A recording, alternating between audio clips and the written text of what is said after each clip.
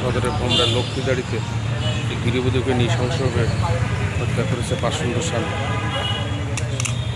শিকার গৃহবধূর পিতা, মামা, বড় হয় না। বলো তো কীভাবে হত্যা করেছে তোর আব্বাকে? কীভাবে মারছিল? ছুরি দিয়ে? তোমার আম্মা তো উনি নাকি? আচ্ছা আচ্ছা। তোমার আম্মা, তোমার কয় ভাই বোনে?